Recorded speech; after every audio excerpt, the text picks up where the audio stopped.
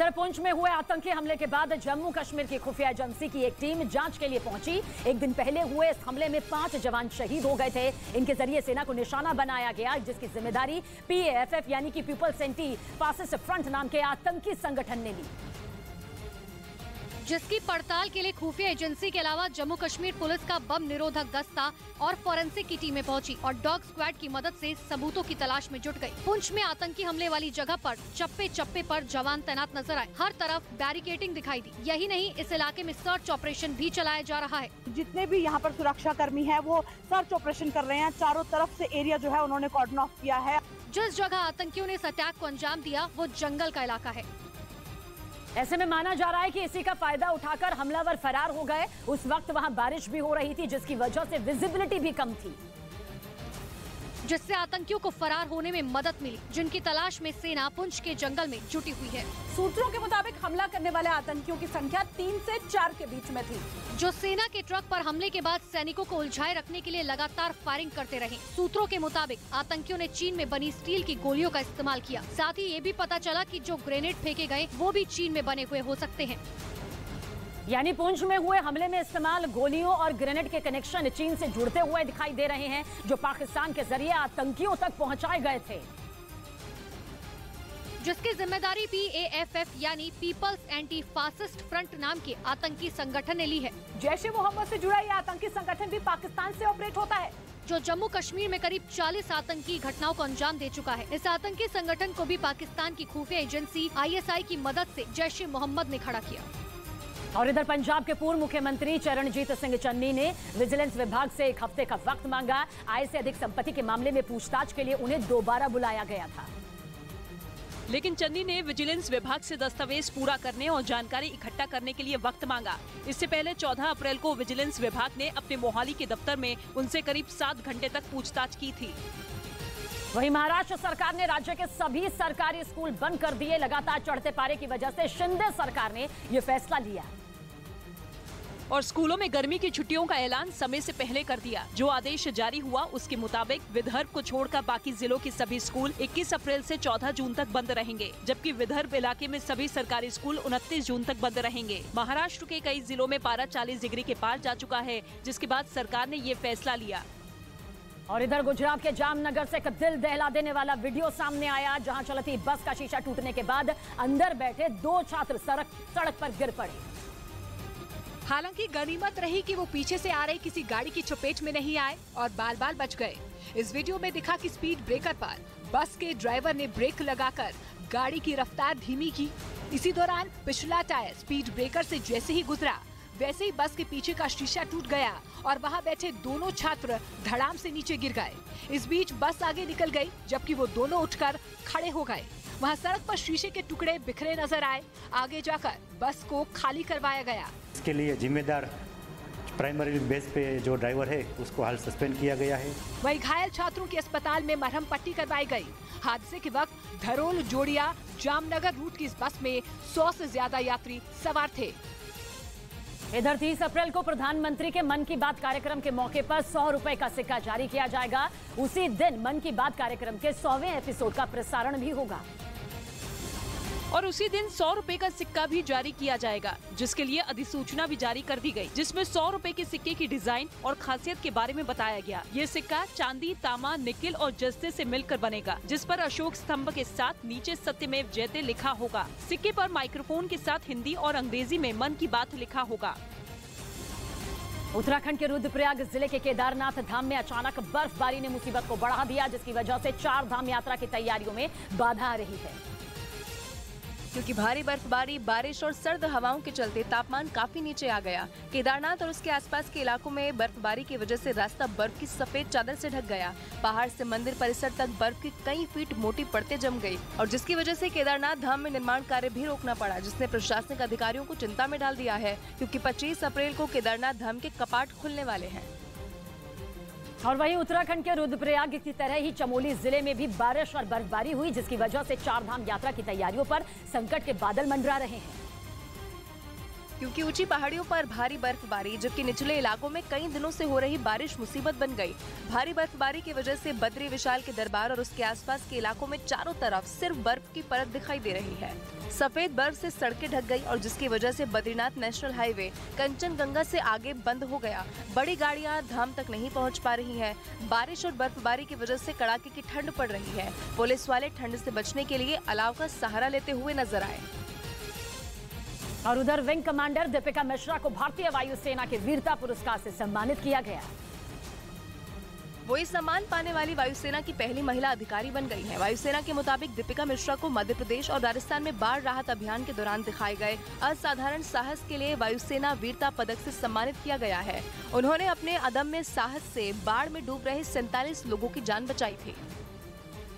इधर दिल्ली के सिरसपुर इंडस्ट्रियल इलाके में एक गोदाम में भीषण आग लग गई। इस गोदाम में भारी मात्रा में कागज रखे हुए थे, जिसकी वजह से कुछ ही मिनटों में आग तेजी से फैली, जिसकी ऊंची ऊंची लपटें दूर से दिखाई देने लगी।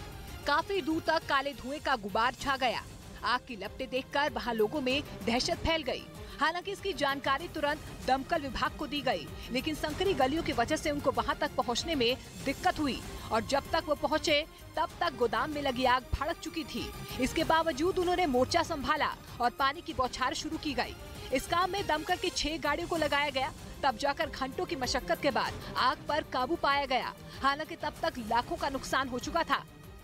और इधर महाराष्ट्र के पंढरपुर से चौंकाने वाला वीडियो सामने आया। वहां बिजली गिरने की वजह से एक पेड़ में आग लग गई, जिसमें नारियल का पूरा पेड़ जलकर राख हो गया। तेज बारिश के बाद अचानक कड़कड़ाती बिजली की वजह से ऐसा हुआ और पेड़ से पटाखे की तरह चिंगारी उठने लगी, जिसका वीडियो वहां मौजूद लोगों ने अपने मोबाइल फोन पर रिकॉर्ड कर लिया। हालांकि इस घटना में कोई नुकसान नहीं हुआ।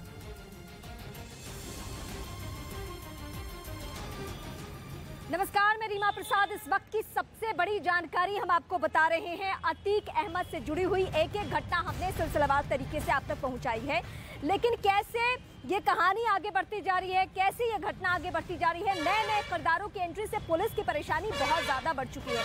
लेकिन एक डिटेल रिपोर्ट हम आपको दिखाएंगे कि ताजा डेवलपमेंट है क्या इस वक्त।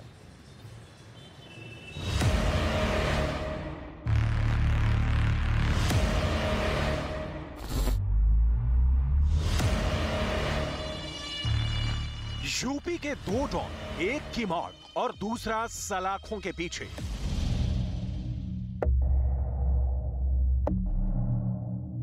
दो डॉन की 2 बेगम, दोनों फरार।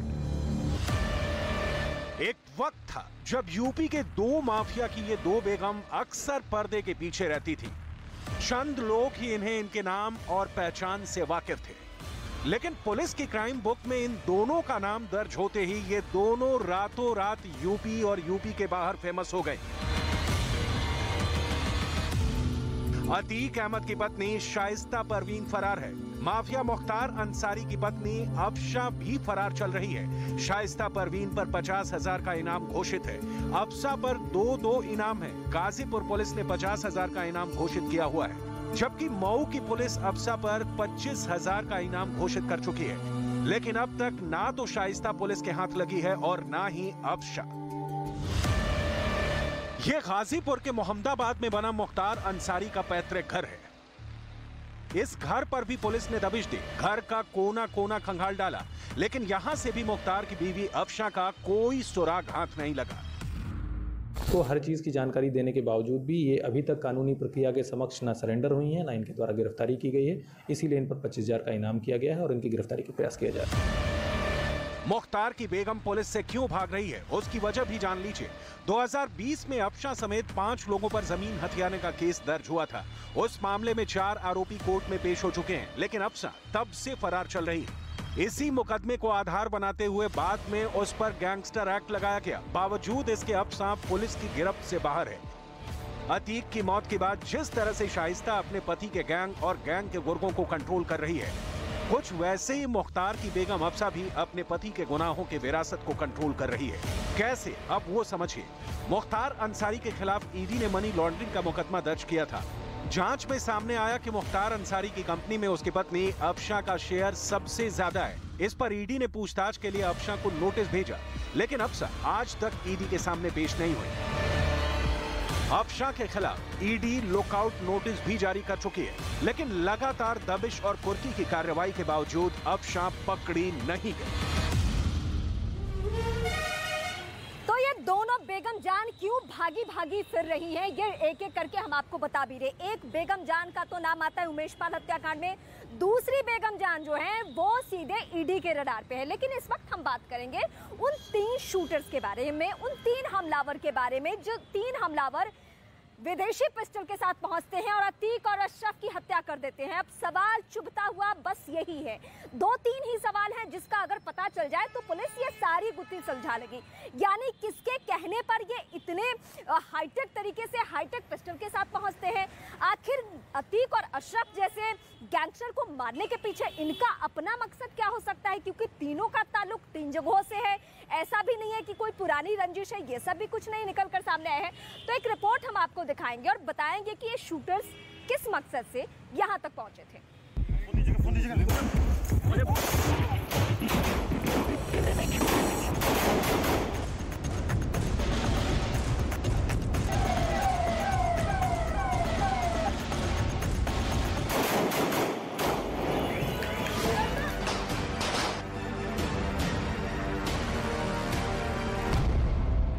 12 घंटे की पूछताछ, शूटरों ने उगले राज।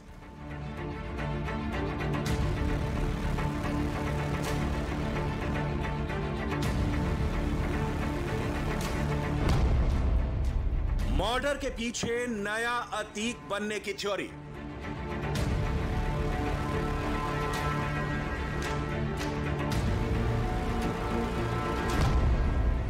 कत्ल की कहानी में सवाल अभी बाकी है।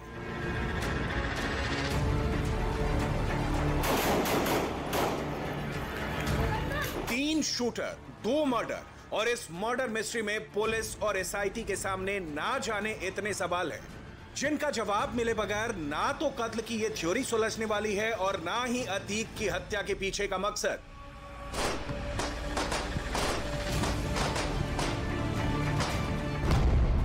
पुलिस ने अतीक की हत्या के तीनों आरोपियों से करीब 12 घंटे तक मनोवैज्ञानिक तरीके से पूछताछ की। इस पूछताछ से पहले एसआईटी टीम ने तीनों आरोपियों से अलग अलग बात की। आरोपियों की जिंदगी, परिवार और आदतों के बारे में बातचीत की गई, ताकि पहले आरोपी कत्ल को लेकर पूछताछ के लिए दिमागी तौर पर सहज हो सके।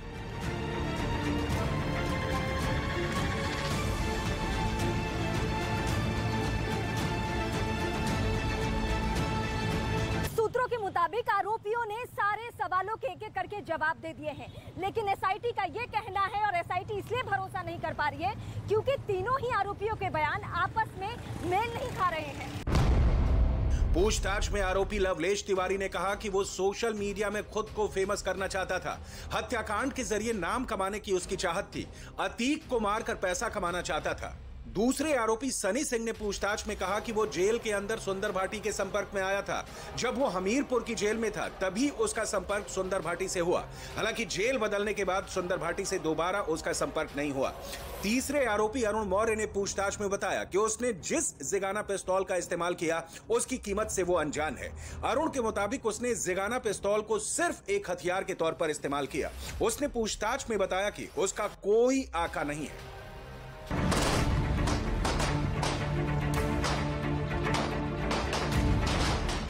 हवाले से खबर है कि आरोपी शूटर सनी सिंह का दिल्ली के एक कुख्यात शूटर के साथ संबंध है। बताया जा रहा है कि कुछ साल पहले इन दोनों की मुलाकात एक जेल में हुई और ये भी दावा किया जा रहा है कि आरोपी सनी सिंह को यही शख्स असला उपलब्ध कराता था।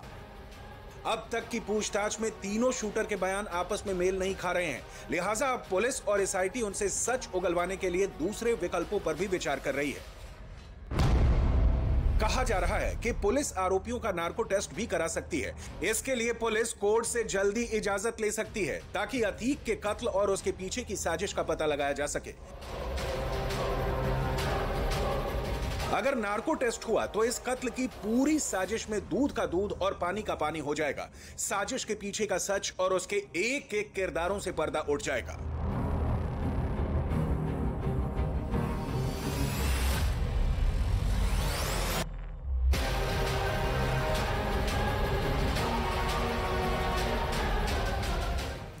देश के अलग अलग राज्यों की जो पुलिस की साइबर विंग है वो बहुत ज्यादा एक्टिव हो चुकी है, बहुत ज्यादा सक्रिय हो चुकी है, क्योंकि किसी भी मामले में इसकी इतनी सक्रियता हो जाती है कि किसी को ट्रेस करना है, किसी के बारे में कोई इंफॉर्मेशन पता करना है, उसका लास्ट लोकेशन पता करना है, तो ये कौन पता करता है? उसका साइबर विंग। लेकिन अतीक और अशरफ की मौत के बाद एक चौंकाने वाला खुलासा होता है इस विंग के जरिए। वो खुलासा ये होता है कि एक साथ 1-2 नहीं बल्कि 1000 की संख्या में मोबाइल फोन बंद कर दिए जाते हैं, सिम कार्ड बंद किए जाते हैं। अब इसके पीछे क्या मकसद है, आखिर कौन सी साजिश रची जानी थी? और जैसे ही अतीक और अशरफ की हत्या हो जाती है उसके बाद एक साथ 1000 फोन बंद हो जाते हैं। अब ये वक्त के साथ खुलासा हो जाना है।